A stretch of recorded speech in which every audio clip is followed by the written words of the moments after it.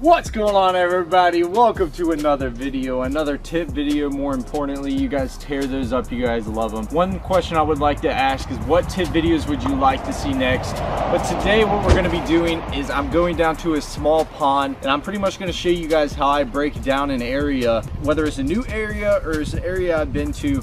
Pretty much how to break down small ponds and how to fish small ponds and how I go about it. So let's go ahead and go down to the pond, baby. Just got down to this pond right here, and as you can tell, it's just a small little area. Most of you guys are probably going to be fishing some smaller ponds. This pond right here is very, very small. But when I come to a new location or when I come down to a pond, there's a few things I really look at even before I make a cast. Obviously, when I'm looking at the pond right here, just a smaller area, very isolated place, there's not really much going on. And as you guys can tell, you know, I see a few things that really catch my eye.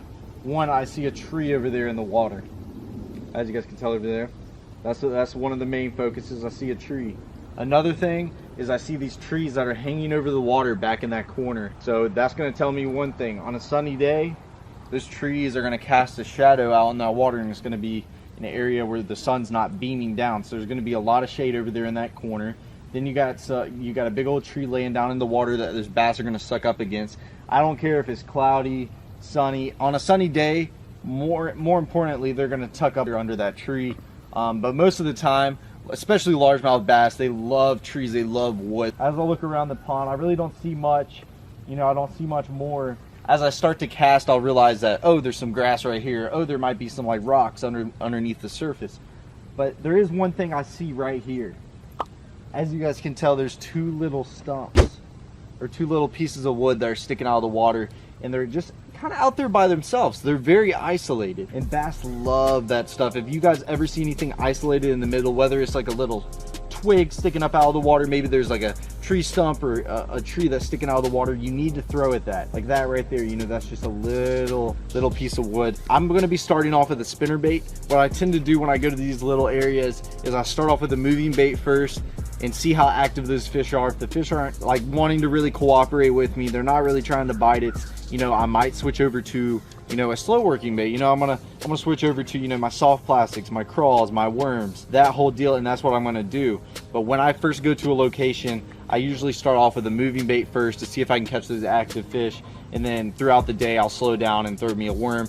And it all depends on the conditions. Like if it was bluebird skies out here, super hot, I wouldn't even start off with this. I'd probably just go ahead and move over to my crawl or my worm. If you guys want to check out my other tip video where I talked about my crawl, where you can pretty much work it all different ways, that's another good option, especially if it's super sunny outside but you want something to throw around moving anyways.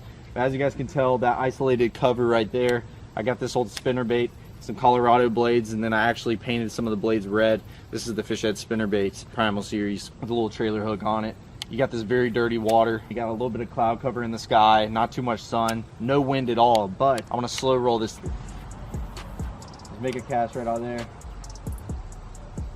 I promise you guys, like 90% of the time, there's going to be a fish on structure like this, or these little trees. There's going to be a fish on that stuff. Maybe he's not wanting something moving today, because I promise you, especially in a small pond like this, there's not going to be too much. You know, maybe some ponds that people go to, there's going to be a lot of laydowns in the water. Maybe there's a lot of rock, you know, who knows, whatever it is.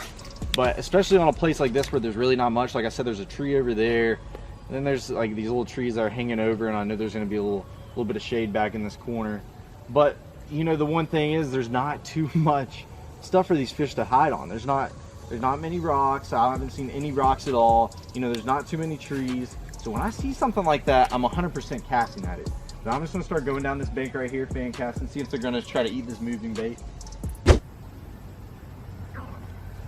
So I've been throwing this around for quite a second. I didn't have any bites on it. I'd really like there to be some wind out here, especially when throwing a spinner bait. It's just something I had on my rod, and I was like, I'm gonna take it down here and throw this as my, you know, moving bait and see if I can catch any active ones. But I'm actually gonna cut this off, tie on a Texas rig, put a regular Zoom speed crawl in there, and we're gonna go around and catch some fish. We're gonna work it on the top, we're gonna walk it on the middle and on the bottom, and see if we can catch some of these fish out here.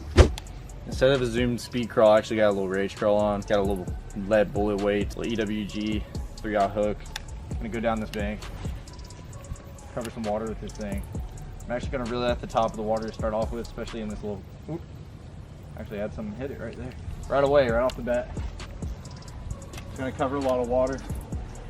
I don't know if you guys watch some of my videos, I'm a big fan of throwing a rage crawl on top of the water and right below the surface and actually reeling it rather than just using it as a little flipping bait. I'm a big fan of using it as a, you know, moving bait and a slow moving bait at the same time.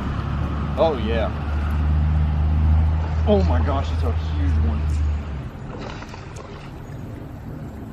I saw him come right off. Looking right up on the bank. There we go, baby. He ain't a monster, but he's a good quality fish. Oh man, what a beautiful one right there. Let me tell you guys something right now. Look at that. That's a beautiful fish. He's about, let's say 2 1/4, maybe pushing about 2 1/2. Really thick. He's a thick fish. He's not. That is a beautiful fish right there, guys. Let's get a quick release on him, and I'll show you guys how I caught that. There we go, guys. Beautiful little bass right here. Solid, thick, and healthy one. Let's get him back in the water. There he goes.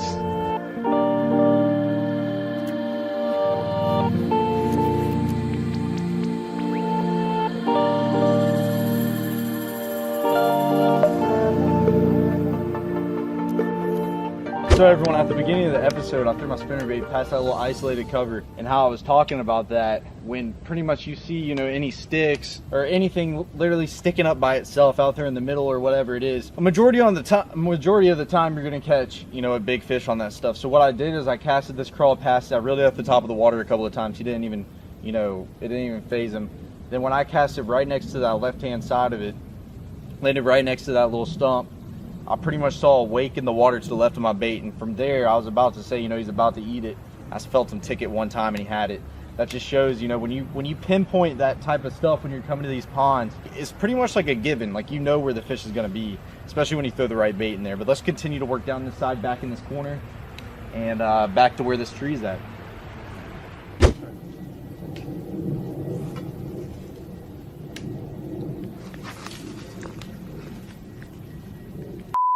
I cannot believe that.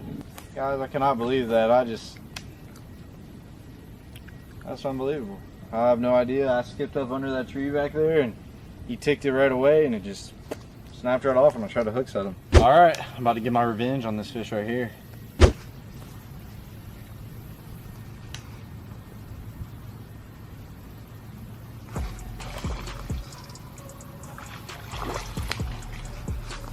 That was the awkwardest hook set I've done in a minute. I'm like under some trees. It's really hard to hook set back here. But wow, second fish of the day. Exactly where I called him out. I said there was going to be one on that tree right when I got out here. Just like I did on that little isolated stump over there. In both the locations, there was some fish on. As you guys can tell, a little pretty dark bass right there. Right off that tree. But I promise you, he's not the only one. So when you're fishing places like this, don't be afraid to go throw multiple casts. Because like a big tree like that, especially in a small pond, a small location like this, isn't just going to have one fish on it. It's going to have multiple. I guarantee you that 100%. Whether you can get them to bite or not, but after you catch one, I would continue to cast there and see if you can pick another one off, because that took me about 7 more casts after I broke off to even get another bite off that tree. But then I did right when I threw in there. That's how I caught that bad boy. Oh, God.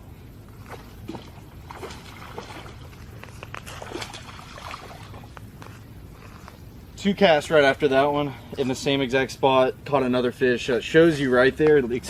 I'm just proving everything that I'm saying back and forth. Is there's gonna be more fish on that tree. That was 2 casts literally in the same spot, and I caught another little beautiful bass right there. Nothing super big, but super, these fish are heavy. It's really weird out here. These fish, it's got a lot of weight behind them, but in the same spot, threw it in there, he just ticked it. Beautiful little bass. So there's actually another reason why there's a lot of fish stacked right here, rather than me just saying, you know, this tree is the reason why. But there's actually some water flowing in the pond right back here in this corner, and that's where the water's coming in at. Fish love that little current, you know, that little water pushing through. They're just gonna stack up all around that, especially where the mouth is here. And I'm only fishing in about 6 inches of water. With largemouth, you're not really gonna have to worry about that much. You know, these largemouth, they get up in the nastiest stuff. And you guys would be surprised where I've caught some largemouth. It just blows my mind every time I catch a largemouth in some crazy areas. But I mean, that's just, it's their natural thing. I mean, they're everywhere. They hang out in all this nasty, dirty stuff where you really don't think a fish would be.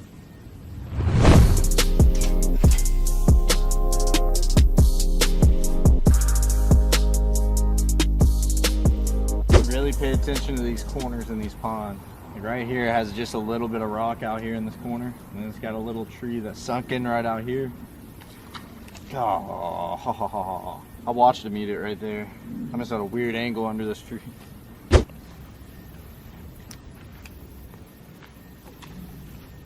Right in the corner where I said he was going to be. He's a little baby guy, I can tell you that. I could tell how he was hitting it. Never got the bait all the way. Let's throw it back in there. When you get a bite, make sure you throw it back in there.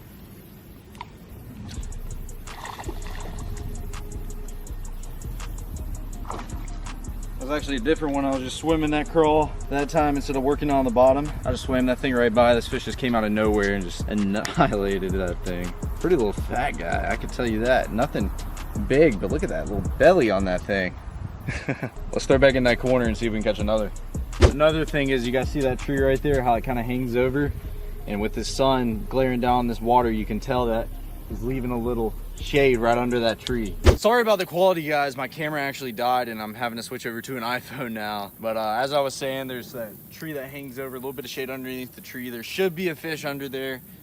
Not always, but there should be a fish. That's one of those things that you need to cast at. Now this is the perfect corner. This is actually where that tree is, the same tree. A lot of shade right here. Then you got that water flowing to the left-hand side where that water's coming in.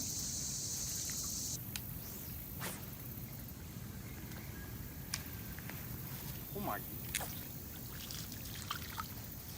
That was insane. These fish were, these little baby guys were schooling out there in the middle. It's another way to catch them, man. I saw some fish popping up in the middle of the water out there, and I threw that thing in there before I could even.